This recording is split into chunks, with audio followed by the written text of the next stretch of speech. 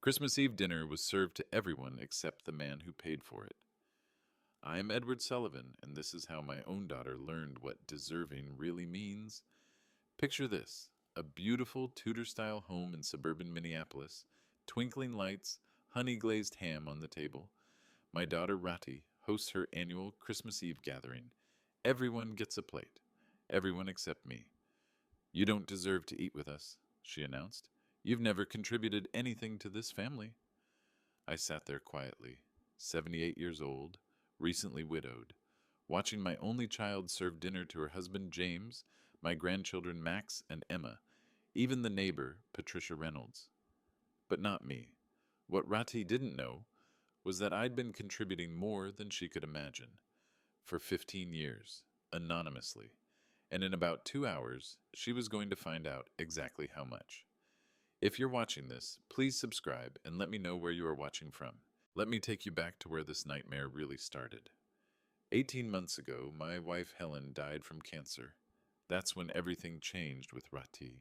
Before Helen's death, we had Sunday dinners together. Ratih would call twice a week. The grandkids visited regularly, but once Helen was gone, I became what Ratih called dead weight. See, my wife had always been the bridge between us. Helen smoothed over Ratih's sharp edges, explained away her entitled moments. Without Helen, I saw my daughter clearly for the first time, and what I saw broke my heart. Ratih owns a marketing company called Riverside Marketing Group. She drives an $85,000 BMW X5, lives in an $820,000 house, sends both kids to private college. She considers herself completely self-made. I built everything myself, she would tell people. No help from anyone.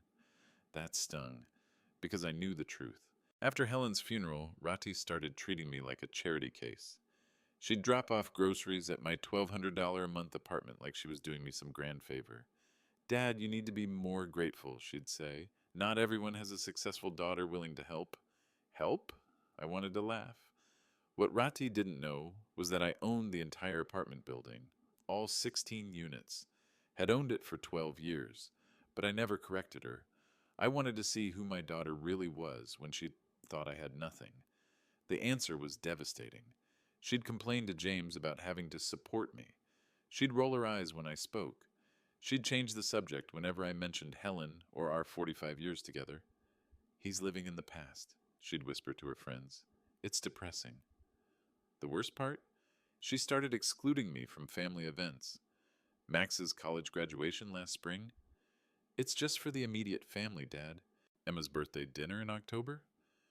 The restaurant is too expensive for your budget. Thanksgiving? We're keeping it small this year. Each excuse felt like a knife, but I stayed quiet. I needed to understand exactly who my daughter had become. Then came the phone call that changed everything. 3 weeks before Christmas, Ratih called with what she thought was good news. Dad, James and I have been talking. After Christmas, we think you should consider moving to assisted living. There's a nice place across town, very affordable. Affordable. The word hung in the air. Ratih, I said carefully, I'm not ready for assisted living. Dad, you're 78. You live alone in that tiny apartment. You never go anywhere or do anything. It's not healthy. What she meant was, it's embarrassing. Ratih had built this perfect image of success. The thriving business owner with the beautiful house and accomplished children. Having a father in a modest apartment didn't fit her narrative. She needed me out of sight. We'll help with the transition, she continued. Maybe contribute a few $100s a month toward your care. A few $100s. Toward my care. I almost laughed out loud. That's when I realized the Christmas Eve dinner would be my last chance to see who Ratih really was. Would she show even basic human kindness to her elderly father on Christmas? Or would she reveal herself completely? Deep down, I already knew the answer, but I had to be sure. Because once I acted on what I knew, there would be no going back. The documents in my safe told a very different story about who deserved what. And Ratih was about to learn that assumptions can be financially devastating. But first, I had to let her show everyone exactly who she'd become. The stakes couldn't have been higher. Ratih wasn't just planning to embarrass me at Christmas dinner. She was planning to cut me off completely. James and I have made a decision, she told me over the phone on December 20th. After the holidays, we need to establish better boundaries. Boundaries. That's what she called abandoning your 78-year-old father. What kind of boundaries? I asked. Well, the weekly grocery runs are becoming too much. And honestly, Dad, your negativity is affecting our family dynamic. My negativity. For wanting to talk about my dead wife. For existing in their perfect world. So, what are you saying, Ratih? I'm saying that after Christmas we'll be limiting contact. Maybe a phone call once a month. Holidays will be, well, we'll see. The message was clear. I was being phased out. The kids are getting older, she continued. They have their own lives. They don't need to feel obligated to visit their grandfather out of guilt. Obligation. Guilt. That's how she saw our relationship. But here's what Ratih didn't understand. If I stayed silent and let her cast me aside, I wouldn't just lose my family. I'd lose my purpose. See, for 15 years, I'd been operating the Sullivan Family Foundation. Every month, I'd make anonymous donations to causes that mattered to our family. Max's college tuition, Emma's study abroad program, Ratih's business loans when Riverside Marketing struggled. I'd funded their dreams quietly, without recognition or gratitude, because that's what fathers do. But if Ratih wanted to treat me like a stranger, why should I keep treating her like family? The foundation had strict rules. Family members only received support if they maintained family bonds. If Ratih cut contact, she'd be violating the fundamental principle I'd built everything on: respect, gratitude, connection. She was about to lose all three, and the financial consequences would be immediate. Ratih's house, I'd co-signed the mortgage. She didn't know that. Max's college tuition, paid through anonymous foundation grants. He thought he'd earned a merit scholarship. Emma's study abroad program in Italy? Same thing. She thought she'd won a random selection lottery. Ratih's business line of credit? Guaranteed by foundation assets. She thought the bank just really believed in her potential. Even her Christmas dinner. The honey-glazed ham, the wine, the custom place settings she was so proud of. All paid for with money that traced back to my accounts. She was about to throw away the man who'd been quietly supporting her entire lifestyle. But here's the thing about financial support. It only works when both parties honor the relationship. Ratih was planning to sever that relationship on Christmas Eve, in front of witnesses, making it public and humiliating. That changed everything, because once she publicly disrespected our family bond, I'd have grounds to immediately terminate every form of support. Legal grounds, documented grounds. The Foundation's bylaws were crystal clear on this point. I'd spent months preparing for this possibility. My lawyer, Charles Brennan, had everything ready. Bank documents, property transfers, support termination letters. All I needed was proof that Ratih had truly abandoned our family relationship, and she was about to give me exactly that proof. The irony was devastating. Ratih thought she was freeing herself from a burden. She had no idea she was about to lose the invisible safety net that had made her entire life possible. But I had to let her make the choice. I couldn't force respect or gratitude. She had to reveal her true character voluntarily. Christmas Eve would be her moment of truth, and mine. Christmas Eve arrived like a reckoning. I pulled up to Ratih's house in my 15-year-old Honda Civic. The driveway was already crowded. James's Mercedes, Max's Jeep Wrangler, Emma's little Volkswagen Bug. Even Patricia Reynolds from next door had parked on the street. Everyone was already inside. I knocked. Ratih answered, looking stunning in a red cashmere dress, the kind that costs more than most people's monthly rent. "Oh, Dad, you're here." She didn't move aside to let me in. "You invited me, Ratih." "Right. Well, come in, I guess." I guess. The house looked like a magazine spread. 12-foot Christmas tree, professional lighting, wrapped gifts that probably cost more than my monthly rent. Everyone was in the living room. Max, 22 and cocky. Emma, 19 and sweet but easily influenced. James, always agreeable. Patricia, clutching her wine glass. "Look who decided to show up," Ratih announced. Decided to show up. Like I was late to my own execution. "Grandpa Eddie!" Emma jumped up to hug me. At least someone seemed happy to see me. Easy, Em, Ratih said sharply.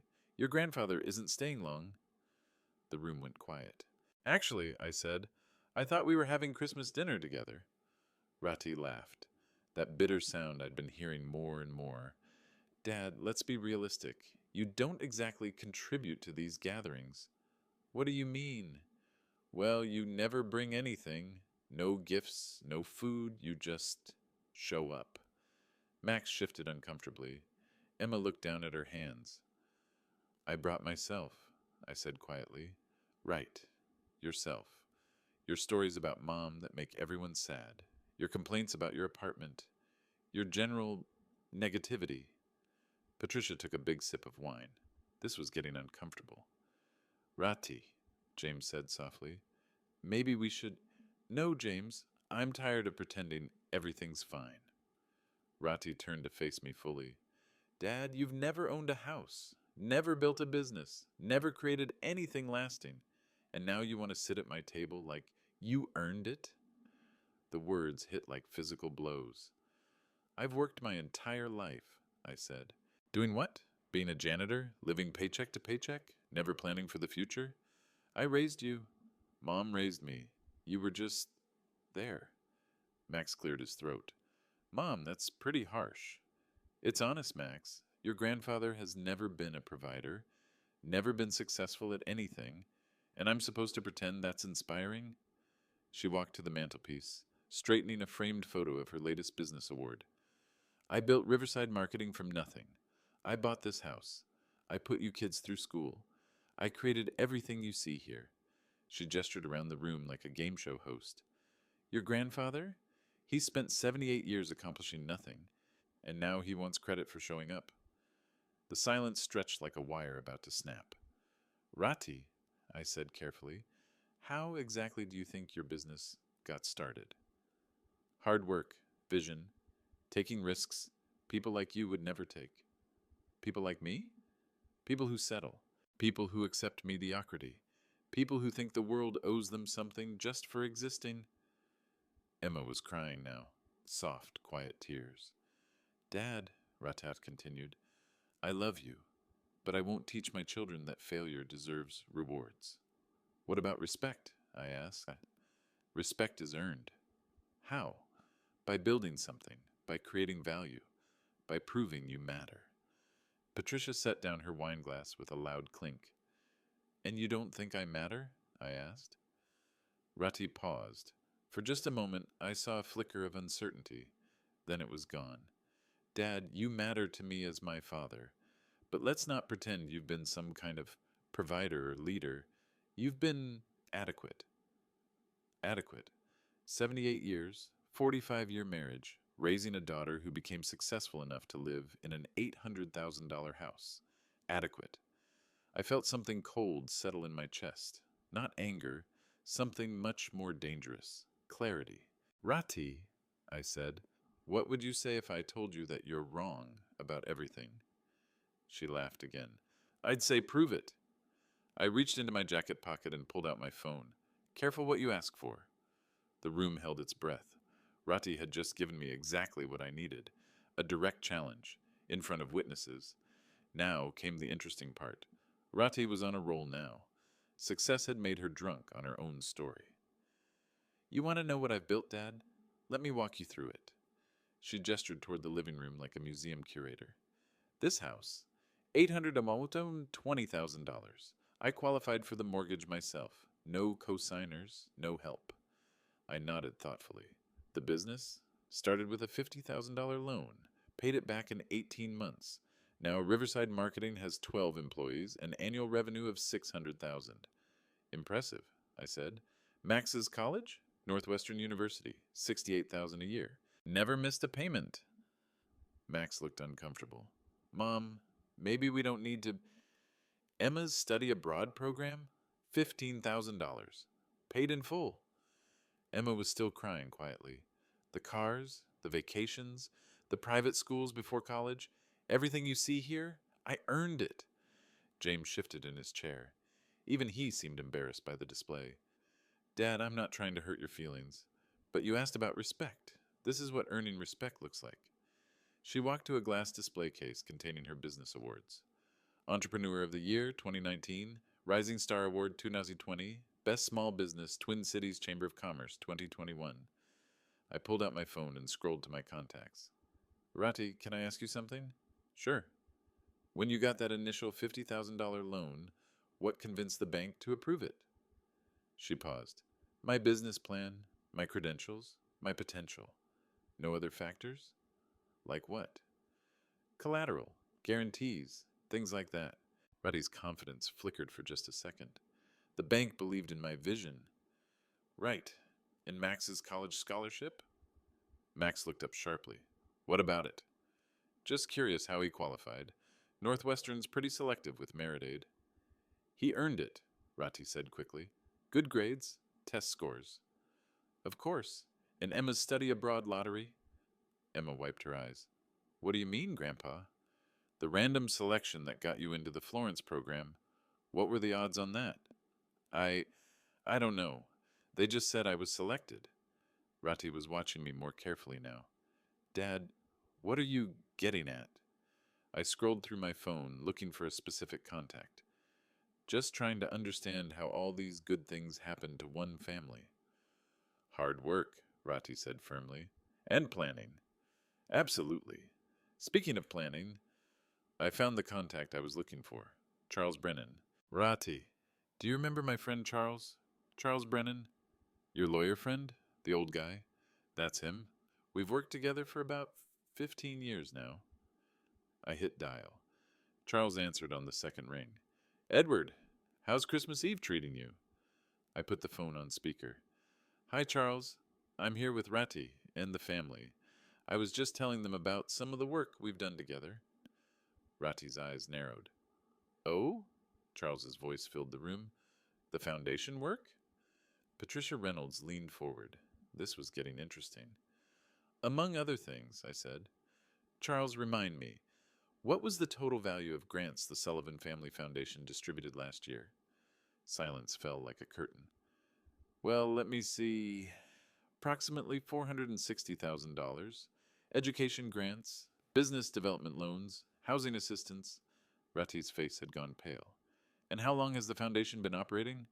Oh, 15 years now, since 2008. Total distributions. Goodness, it's well over $3 million at this point. Max's mouth was hanging open.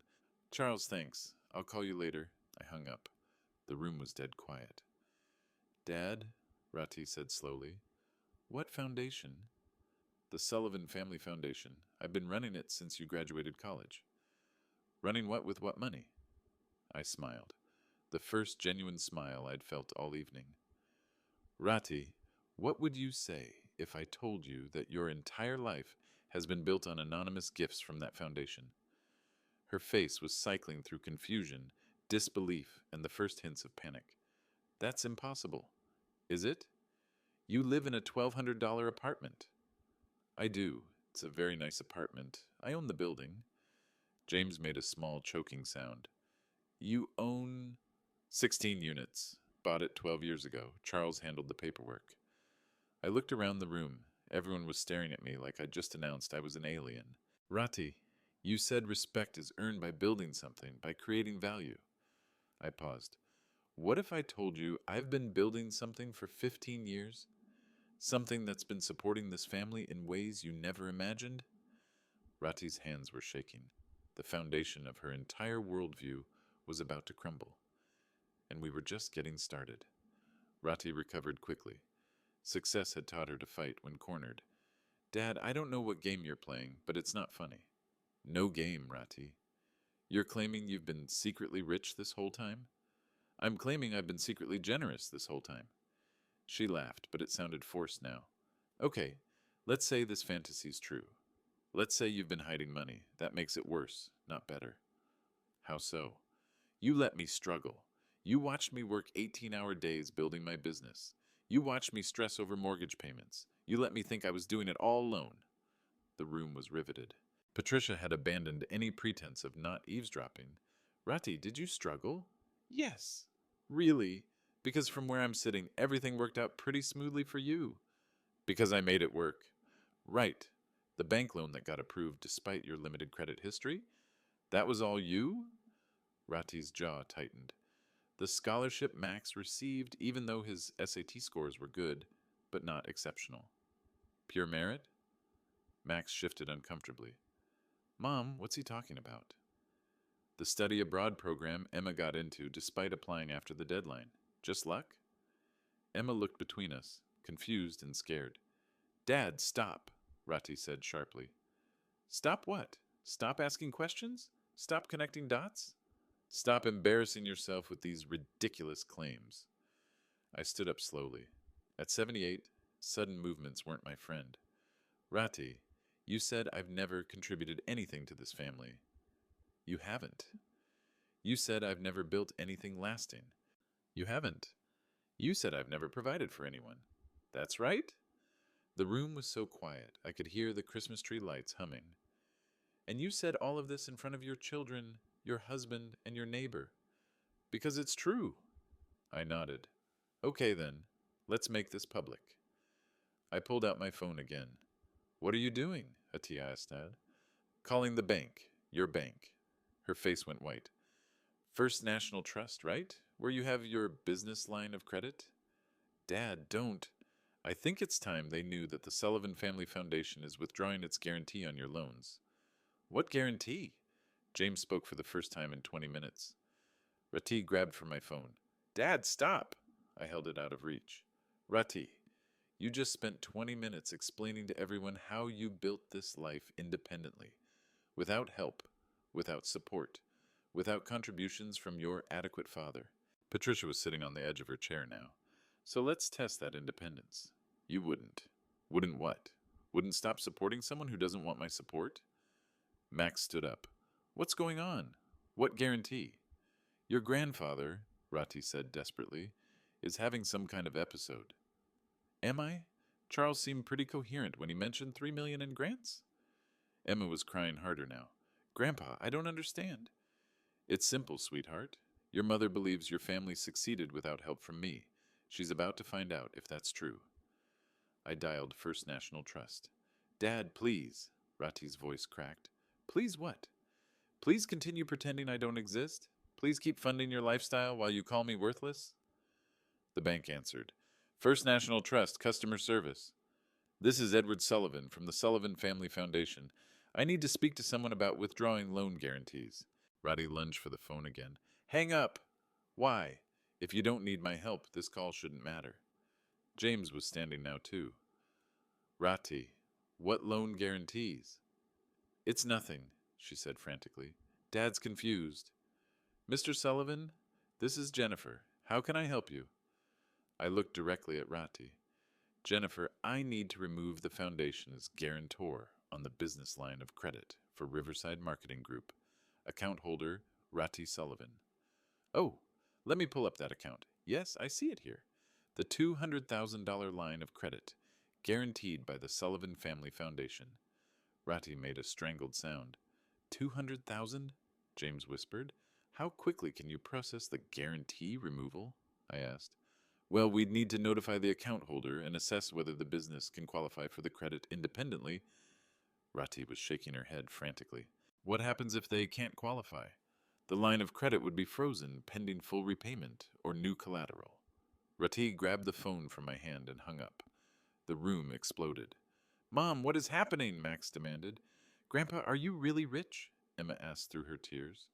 Ratih, James said slowly, you told me that credit line was based on the business assets. Patricia was openly staring now. Ratih turned to face everyone, her perfect composure finally cracking. You don't understand, she said. He's been lying to all of us. I've been lying? I asked. Yes, pretending to be poor, letting us feel sorry for you, manipulating us. Ratih, I said quietly, I've been giving you everything you needed to succeed, and asking for nothing in return except basic respect. This is blackmail. No, I said. This is consequences. I pulled a thick envelope from my coat pocket. 15 years of bank records, foundation grants, property transfers, loan guarantees, every penny that supported this family. Ratih stared at the envelope like it was a bomb. You want to know what I've built, Ratih? I built your entire life. I set the envelope on the coffee table, and in about 5 minutes, you're going to understand exactly what that means. The envelope sat on Ratih's coffee table like evidence at a trial. Dad, she whispered, what is that? Open it. Her hands shook as she reached for the envelope. Inside were neatly organized documents: bank statements, property deeds, grant approvals, loan guarantees, 15 years of financial records. Ratih pulled out the first document, a bank statement from the Sullivan Family Foundation. The balance made her gasp. $3.6 million, she read aloud. James peered over her shoulder. Holy shit. Language, I said mildly. Ratih flipped through more pages. Property deeds, 23 rental properties across Minneapolis and St. Paul. You own 23 properties? Max asked. 24, I corrected, including this one. Ratih's head snapped up. What? I pointed to a deed in the stack. Your house, Ratih. The $800,000 house you're so proud of. Her face went gray. I co-signed the mortgage when you couldn't qualify for the full amount. The bank required a guarantor with substantial assets. James was reading over her shoulder. Ratih, this says Edward Sullivan owns 49% of the property. 49%, I confirmed. You own 51, technically. Ratih's perfect world was disintegrating in real time. But I make all the payments, she whispered. With what money? She looked up sharply. I pointed to another document. Annual foundation grants to Riverside Marketing Group, disguised as business development loans. $45,000 per year for 8 years. $360,000, Max calculated quickly, plus the line of credit guarantee we just discussed. $200,000, plus emergency business loans during the recession. $80,000, plus the initial startup capital. $50,000. Emma was adding numbers on her phone. That's almost $700,000. Ratih was staring at the documents like they were written in a foreign language. Ratih, I said gently, where do you think all that money came from? The bank, she whispered. Banks don't give away $700,000. They want guarantees, collateral, someone willing to back up the loans. Patricia Reynolds was leaning so far forward she was practically in our conversation. I pulled out another set of documents. Max's college education, 4 years at Northwestern, $270,000 total. Max's jaw dropped. The scholarship was anonymous grants from the Sullivan Family Foundation. You earned good grades, son, but the money came from me. I turned to Emma. Your study abroad program, the lottery you won, $15,000, also foundation money. Emma burst into fresh tears. Even smaller things, I continued. Your car payments when you were between jobs, Ratih. Your health insurance premiums when you switched policies. The down payment for Max's Jeep. Emma's dental work. I gestured around the beautiful house. The new kitchen 2 years ago. The bathroom remodel last spring. The professional landscaping. All foundation grants. Ratih was shaking her head slowly, like she could deny reality through sheer will. This Christmas dinner, I said quietly.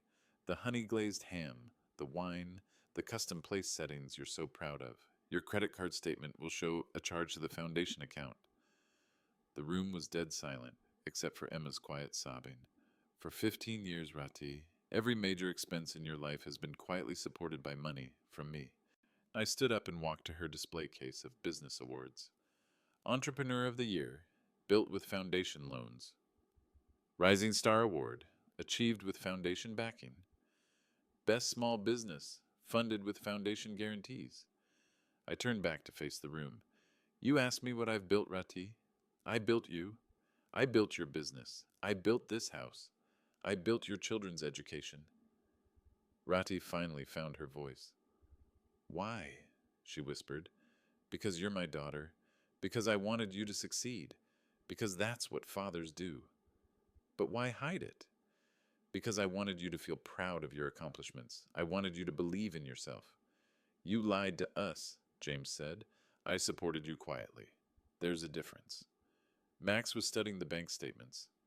Grandpa, if you have all this money, why do you live in that small apartment? Because I don't need much space. Because I'd rather invest in your futures than impress people with possessions. Patricia Reynolds spoke for the first time. Ratih, honey, your father has been taking care of you this whole time. Ratih's composure finally shattered completely. No! She screamed.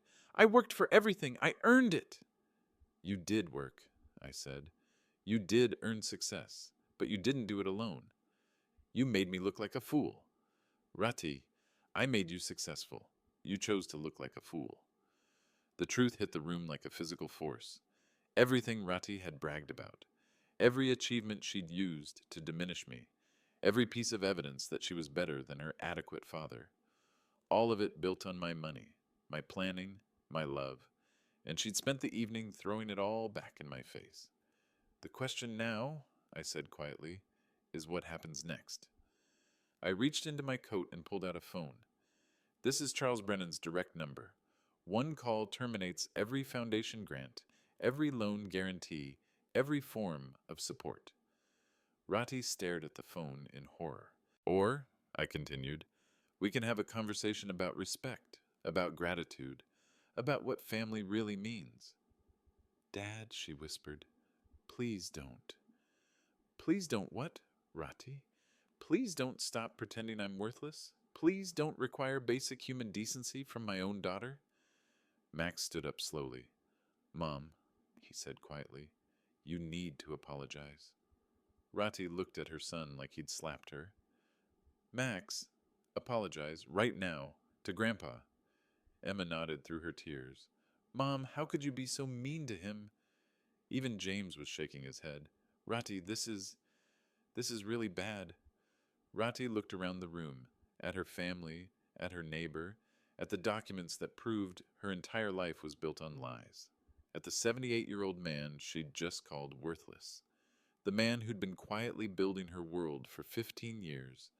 The status reversal was complete, and everyone was watching. Part 8. Immediate Payoff. 960-958 words. Ratih sat frozen, staring at Charles Brennan's phone number in my hand. Dad, she said carefully, let's talk about this rationally.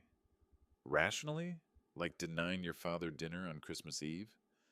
I was upset. About what? About, she struggled for words, about feeling like you didn't appreciate everything I'd accomplished. Everything you'd accomplished with my money. The words hit like a slap. Max was reading through the documents now. Mom, look at this. Grandpa's been paying your health insurance for 3 years. And the business liability insurance, Emma added, wiping her eyes. James found another document. Ratih, he guaranteed the loan for your office space.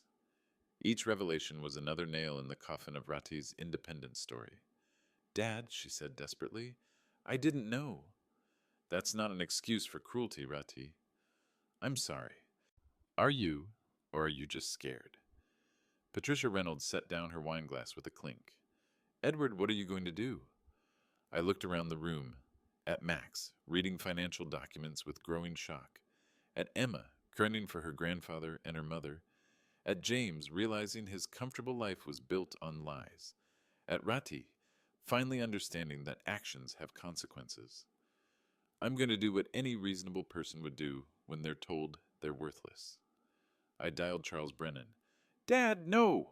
Ratih lunged forward. I held up my hand. Charles answered immediately. Edward, everything all right? Charles, we need to execute Protocol 7. Ratih's face went white. Protocol what? Ah, Charles said gravely. Are you certain? Completely certain. Effective immediately.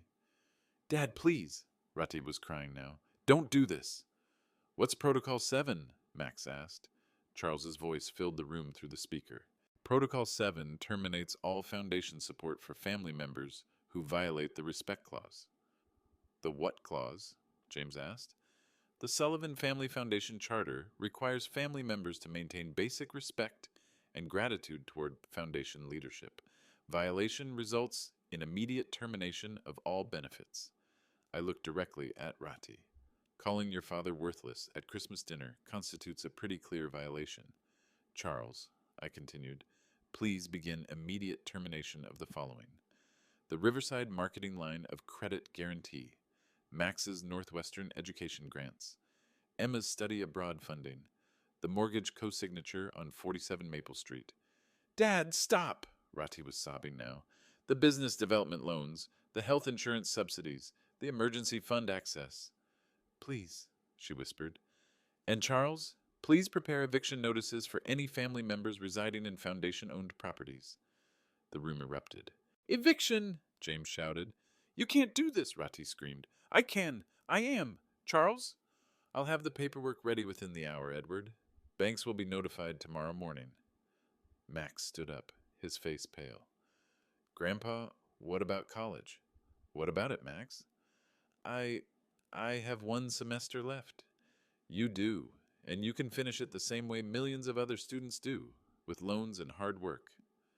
Emma was hyperventilating. My study abroad program is over. You'll be coming home. Ratih collapsed into her chair. Dad, you're destroying our lives. No, Ratih. I'm removing myself from your lives, like you wanted. Patricia Reynolds spoke softly. Edward, maybe this is a bit extreme. I turned to her. Patricia, if your children called you worthless and denied you food on Christmas, what would you do? She was quiet for a long moment. I don't know. I do. I'd stop supporting people who don't want my support. My phone buzzed. A text from Charles. First termination notice is sent. Bank notifications will follow at 9 a.m. tomorrow. I showed the text to Ratih. It's done. Dad, please. I'm sorry. I'm so sorry. You're sorry you got caught, Ratih. No, I'm sorry I hurt you. Are you? Because 30 minutes ago, you were explaining to everyone how I'd never accomplished anything. Max was reading more documents. Mom, he's been covering our car insurance too. And the property taxes on this house, Emma added. James was shaking his head. Ratih, how did you not know about any of this? Because I thought I was doing it myself. With money that appeared magically whenever you needed it? Banks give loans to successful people. Not without guarantees, I said quietly. Not without collateral. Not without someone like your grandfather backing every single risk you've ever taken, Max added. Ratih was spiraling now. What happens to the house? James asked. You have 30 days to qualify for the mortgage independently, I said, or find new housing. The business? You have 72 hours to secure new guarantees for your credit line, or close down operations. Dad, this will ruin us. Ratih, I didn't ruin you. You chose this. I made a mistake. You made a choice. In front of witnesses. You chose to publicly disrespect the man who's been quietly supporting you for 15 years. I put Charles's phone number back in my pocket. Now you get to live with the consequences of that choice. Ratih looked around the room desperately, at her family who were staring at her with new understanding, at her neighbor who would spread this story through their entire social circle, at the documents proving her perfect life was a complete lie.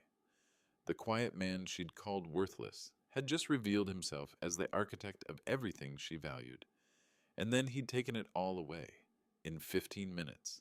Justice had been swift, legal, and absolutely devastating. The silence in Ratih's living room felt like the aftermath of an earthquake. Everyone was processing what had just happened. Ratih sat stunned, surrounded by documents that proved her entire adult life had been supported by the man she'd just humiliated. Max was the first to speak. Grandpa, he said quietly, what happens now? Now? You all figure out how to live independently, like you thought you were doing. Emma was still crying. But I don't understand. If you have all this money, why did you let us think you were poor? Because I wanted you to value people for who they are, not what they have. But Mom didn't know. Emma, your mother spent tonight explaining how worthless I was. She didn't say, I wish Dad contributed financially. She said I was worthless as a human being. Ratih finally looked up. Dad, I was angry. About what? About feeling like you'd given up after Mom died. Well, given up how? You seemed so sad, so lost, like you didn't care about anything anymore. I sat back down slowly. Ratih, I was grieving my wife of 45 years, your mother. I know, but what? Grief isn't convenient for you? It doesn't fit your perfect family image? Max was reading more foundation documents. Mom, look at this. Grandpa donated $50,000 to cancer research last year, in Grandma's name. Ratih's face crumpled. He's been supporting grief counseling programs too, Emma added, reading over Max's shoulder, for widowed seniors, and funding scholarship programs for children who've lost parents. I watched Ratih realize that while she thought I was wallowing in self-pity, I'd been channeling my grief into helping others. James spoke carefully. Edward, this is a lot to process. Ratih made a mistake tonight. A big one, but destroying the family seems... James, I'm not destroying anything. I'm revealing what was already true. What do you mean? Ratih doesn't want me in this family. She made that clear. So I'm giving her exactly what she wants? My phone rang. Charles Brennan. Edward, I have updates. I put it on the speaker again. First National Trust confirmed the line of credit freeze. Riverside Marketing's account will be restricted tomorrow morning. Ratih made a small sound of distress. Northwestern's financial aid office will receive notice that Max's grants have been terminated. He'll need to secure alternative funding for his final semester. Max's face went pale. The property management company has prepared eviction notices for 47 Maple Street. Standard 30-day notice. Eviction? Patricia gasped. And Edward, there's something else. The IRS is very interested in the tax implications of these gift reversals. Ratih's head shot up. Tax implications? 15 years of unreported income, essentially. The foundation kept meticulous records, but if the gifts are being reversed... Charles's voice trailed off meaningfully. We'll address that later, I said, and hung up. The room was dead quiet. Dad, Ratih whispered, we could go to jail? You could face penalties, yes, for unreported income. Max was doing calculations on his phone. Mom, we're talking about hundreds of thousands of dollars in unreported gifts. Gifts I didn't know about, Ratih protested. That's not a legal defense, I said quietly. Emma looked terrified. What happens to us? That depends, I said. On what? On whether your mother has learned anything tonight. Ratih was sobbing openly now. Dad, please, I'm begging you. I made a terrible mistake. You made a choice, Ratih.